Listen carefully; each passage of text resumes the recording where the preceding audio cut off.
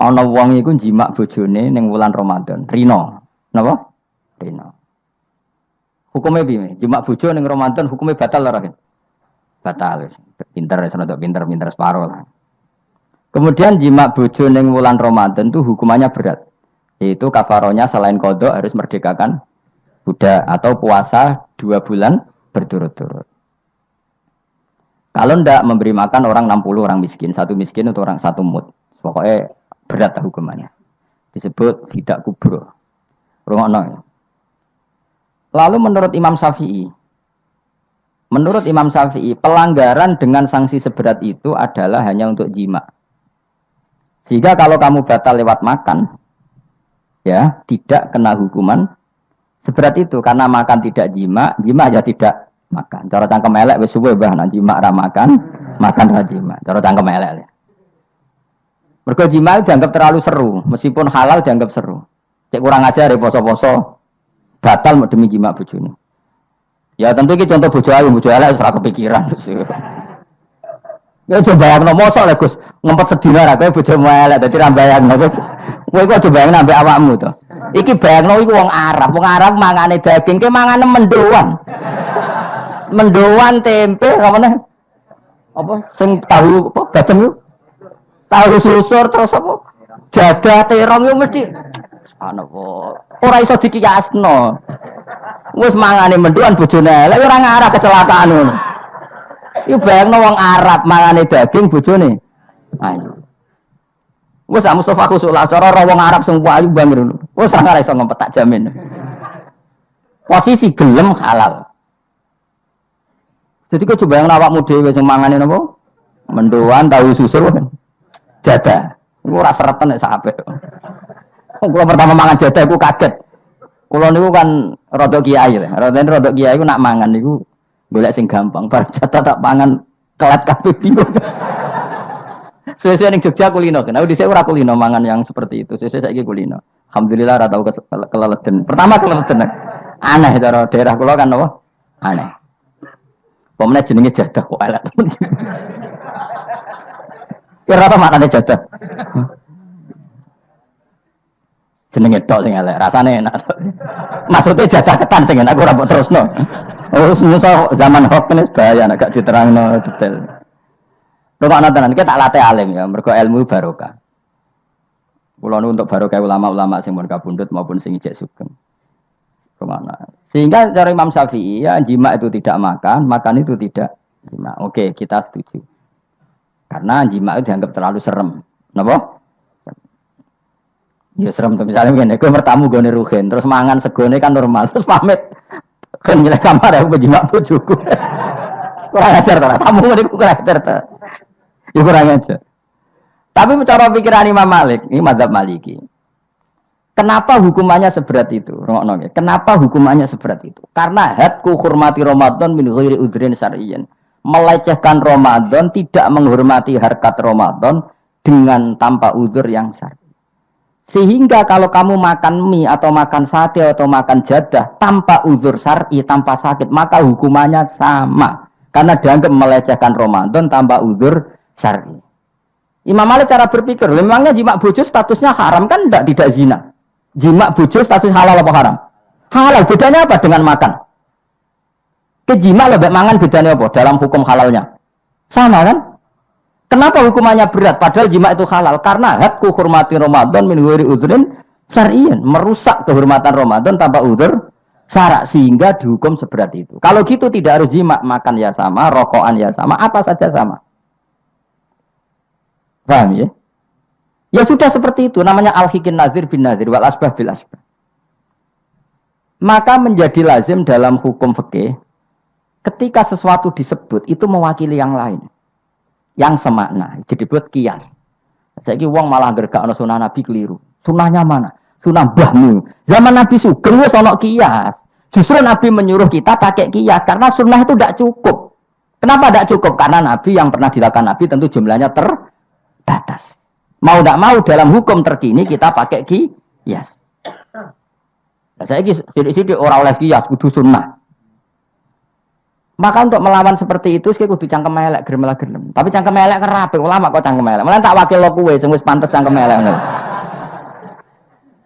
Kok di murid cangkem elek kan. Ya kok kowe ngono iku maksudnya ditakoki.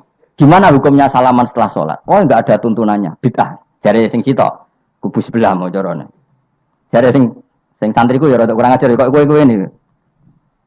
Jare santriku, ya enggak usah dihukumi bid'ah, biasa saja. Mana ada di fikih hukum biasa saja? Ya pokoknya biasa saja. Alasannya apa? Kamu setelah sholat ke kamar mandi boleh enggak? Boleh. Kamu setelah sholat kencing boleh enggak? Boleh. Ke kamar mandi kencing boleh. Lalu nyalakan HP boleh.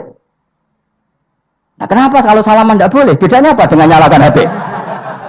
Waduh cangkem elek. Iya cerita cangkem elek. Maksudnya itu akhirnya satu-satu yo satu-satu. Lah kula sebagai kecelok wong alim do takok aku, dua-duanya takok. Cara jenengan sepundi? Padha nganggure ya mrene ngono. Lah kok saged Gus ning dinggon argumentasi hukum kok ketemu pangeran debat, ben pangeran sing mutusno. Karena niku sepadha lucune. Padha lucune lho wong padha nganggure debat ngono lah apa? Nek wong parek pangeran, bar salat ben nguyu timbang nguyu ning masjid. Sing kepengin salaman nggih monggo salaman. Ora mbek wong ayu mbek Rugen Mustofa ndak. Ape sahabat nang padha. Ya monggo. Sapi jagungan nggih monggo. Wis biasa wae. Sementing nak bar salat bar salam wis aja salat meneh. Engko salat bak dia. Jadi dulu Nabi malah nak bar salat mesti omong-omongan. Mergo kesunatane memisah salat fardu dan salat sunat. Maka lakukan sesuatu. Di antaranya merubah tempat duduk atau ngendikan. Jadi dulu itu enggak terikat. Ayo, ngono iku jenenge kias. Kalau kamu bersolat, boleh enggak kamu setelah sholat nyalakan HP? Ya boleh. Boleh enggak setelah sholat nge-SMS orang? Ya boleh. Kok enggak dihukumi bid'ah? Kenapa salaman tok yang tersangka? Nah itu kias. Tapi kalau terus mendingin berhubung sama-sama enggak ada dalilnya, milih yang enggak salaman. Tepaan pinggirnya kira cocok. Ya, tapi ada ngono jujur. Yang ini enak cocok salaman, ora cocok ora usah. Malah angel meneh kan hukum ngono kan. Tapi susahnya apa sih kita tidak ngomong seperti itu? Sing salaman yo keben, wong ini alam demokrasi. Sing ra salaman yo keben, ya biasa wae. Wong bar salat itu perintah pangeran eling pangeran. Ya sudah. Ana sing eling pangeran lewat salaman, ketemu wong mukmin. Ana sing carane eling pangeran nduwi lu terus ngaca tasbih. Ana sing nganggo tasbih bid'ah, nganggo drijine. Ya monggo sementing aja misoi wong. Susah ya apa sih? Waras sithik maksudnya ilmiah sithik.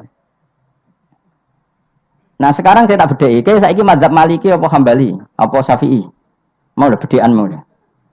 Maka terus diputuskan kalau nggak ada sunnah Rasul maka al-hikin nazir bin nazir, hukum sing mirip-mirip. Sekarang begini misalnya contohnya, saya berkali-kali cerita, ini anekdot tapi nyata. Ada seorang alumni penggaweane nabok ibu Juni, nabok itu kan dengan tangan, nabok dalam bahasa Jawa dengan tangan kan. Bareng dia ini dilapuri, kan jogeman nabok ibu Jumu. Gang Romulan bojone Rugen lapor aku, Gus sakniki mboten naboki, nyaduki. Bareng Rugen tak celuk, "Hen, kok cek nyaduki piye?" Jare sing haram naboki, Gus. Sakniki tak leh nyaduki. Terus aku mending ngene, "Ya aja nyaduki." Gang Romulan bojone lapor, sakniki ngidoni. Hanya karena terjebak tekstual, apa? Tekstual. Berhubung naboki tidak nyaduki, kalau naboki haram, nyaduki ra mesti haram, itu terjebak apa? Tekstual. Coba kalau dia waras sedikit, makna haram nabok itu menyakiti.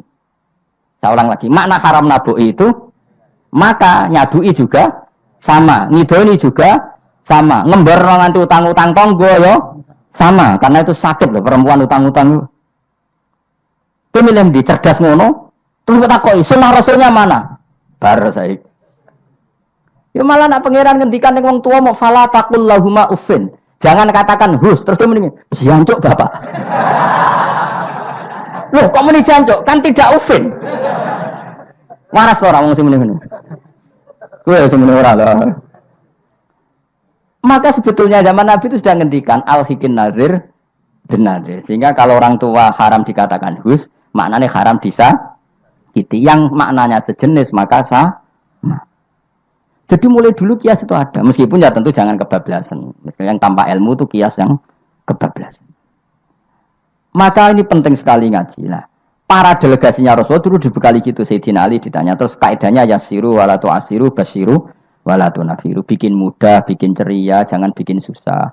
bikin gembira, jangan bikin susah. Mulane kalau ngaji seneng guyon. Perkarane kowe wis sumpek ning omah, rai-raimu wis rai sumpek. Lah wis sumpek ning nggon ngaji, disumpekno pisan. Kan sumpek double.